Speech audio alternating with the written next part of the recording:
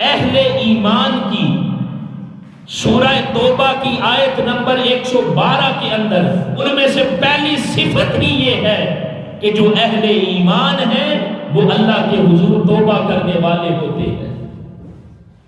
اور دوسری صفت کیا بیان کی؟ التائبون العابدون. جو مومن ہے وہ اللہ کی عبادت کرنے والا ہوتا ہے. کوئی مومن بھی ہو اور اللہ کی عبادت نہ کرے، جو رب کو مانتا بھی ہو، جس کا اس کی توحید پر ایمان بھی ہو، اور پھر وہ اس کی بارگاہ میں عبادت کرتے ہوئے اس کی بارگاہ میں اپنا سر نہ جھکائے. قرآن نے تو اہل ایمان کی دوسری علامت اور نشانی یہ بیان کی ہے کہ جو اہل ایمان ہے وہ عابدون، وہ عبادت کرنے والے ہوتے ہیں. پھر تیسری صفت اہل ایمان کی یہ بیان کی الحامدون. وہ ہر حال میں اللہ کا شکر ادا کرنے والے ہوتے ہیں. حامدون اللہ کی حمد بیان کرنے والے، اللہ کا شکر ادا کرنے والے ہوتے ہیں. ان کو کوئی دکھ پہنچے، کوئی مصیبت پہنچے تو وہ اس پر صبر کرتے ہیں اور اللہ کا شکر ادا کرتے ہیں. اور ان کو اگر اللہ کی طرف سے کوئی نعمت ملے تو اس نعمت کے ملنے پر بھی وہ اپنے رب کا شکر ادا کرتے ہیں. یعنی دکھ ملے تب بھی وہ شاکر ہیں، اور اگر مصیبت آفات و بلیات کا شکار ہوں وہ صابر بھی ہیں اور شاکر بھی ہیں. وہ ہر حال میں اپنے رب کی حمد بیان کرنے والے ہوتے ہیں. یہ اہل ایمان کی صفت ہے کہ وہ کسی حال میں بھی اپنے مولا سے شکوہ نہیں کرتے. وہ ہر حال میں حامد ہی ہوتے ہیں، رب کا شکر ادا کرنے والے ہی ہوتے ہیں. لیکن اب بندے کے دو ہی حال ہیں نا، یا تو وہ کسی مصیبت میں ہے، کسی دکھ میں ہے، تکلیف میں ہے، یا وہ دنیاوی جو وسائل ہیں، اللہ کی نعمتیں ہیں، وہ ان کی بہتات اور کثرت میں ہے. تو جو اہل ایمان ہیں ان کے لیے حکم یہ ہے کہ وہ تکلیف میں ہوں تب بھی اللہ کا شکر ادا کرے، وہ اللہ کی نعمتوں میں ہوں تب بھی وہ اللہ کا شکر ادا کرے. اس لیے کہ دکھ مصیبتیں بھی اسی کی طرف سے آتی ہیں، نعمتیں بھی ہر بندے کو اسی کی طرف سے ملتی ہیں. تو جو بندہ مومن ہے وہ ہر حال میں اپنے رب کا شکر ادا کرنے والا ہوتا. اور آقا علیہ السلام نے تو یہ تعلیم دی ہے کہ جب آپ سے کوئی حال پوچھے نا تو اس کو جواب کس طرح دو؟ الحمدللہ علی کل حال. جب کوئی تم سے حال پوچھے تو اس کو جواب اس انداز میں دو کہ الحمدللہ علی کل حال، کہ ہر حال میں اللہ کا شکر ہے، ہر حال میں اللہ کی حمد ہے. یعنی اگر میں بیمار ہوں، کوئی پوچھتا ہے تو بیماری اسی کی طرف سے آئی ہے، لیکن اس حال میں بھی اللہ کا شکر ادا کریں. اگر آپ نعمتوں میں ہیں، سکھ میں ہیں، چین میں ہیں، تب بھی اللہ کو شکر ادا کریں. تو جو بندہ مومن ہے اس کی یہ نشانی اللہ رب العزت نے بیان کی ہے کہ بندہ مومن ہر حال میں اپنے رب کا شکر ادا کرنے والا ہوتا. پھر آگے فرمایا الصائحون، روزہ رکھنے والا. جو بندہ مومن ہے اس کی چوتھی نشانی یہ ہے کہ وہ اپنے رب کے حکم کے مطابق جو اس نے احکامات فرض کیے ہیں ان پر عمل کرتے ہوئے رب کی رضا کی خاطر وہ روزہ رکھتا ہے. یہ 4 صفتیں بیان کی. آگے پھر فرمایا الراکعون الساجدون.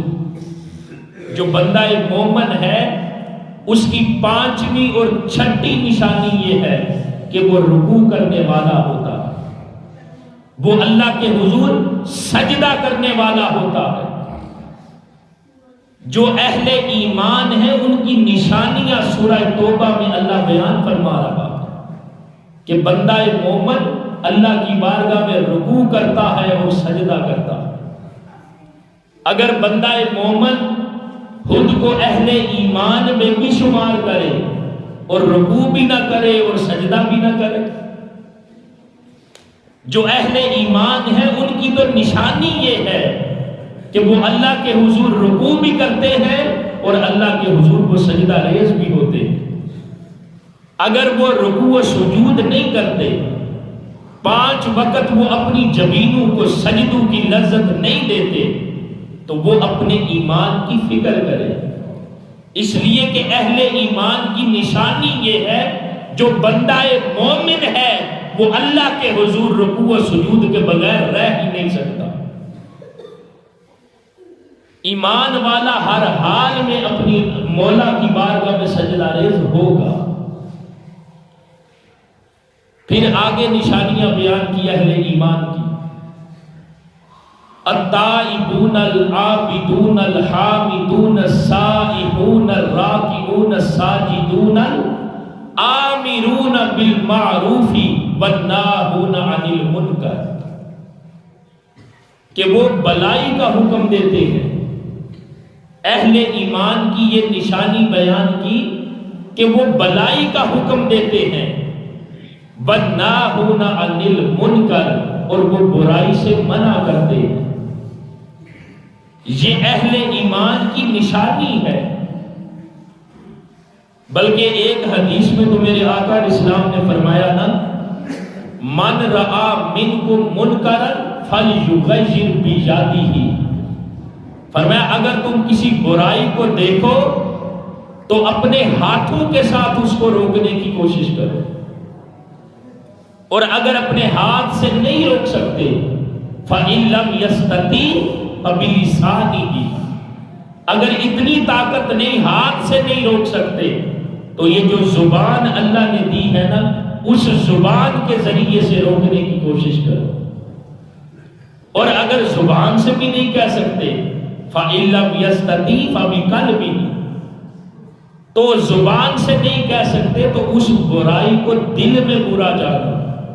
اور پھر فرمایا ذَلِكَ أَضْعَفُ الْإِيمَانِ، اور یہ سب سے زیادہ کمزور ایمان ہے کہ آپ نے برائی دیکھی ہے، آپ کو تو یہ چاہیے تھا کہ آپ اس کو ہاتھ سے منع کرنے کی کوشش کرتے، اگر آپ کا اختیار ہے تو ہاتھ سے روکتے، اگر ہاتھ سے روکنے کی طاقت نہیں، اتنی ہمت نہیں، اتنی جرت نہیں، تو پھر زبان سے اس کو کم از کم برا کہو، اور اگر زبان سے بھی نہیں کہہ سکتے تو دل میں ضرور برا جانا۔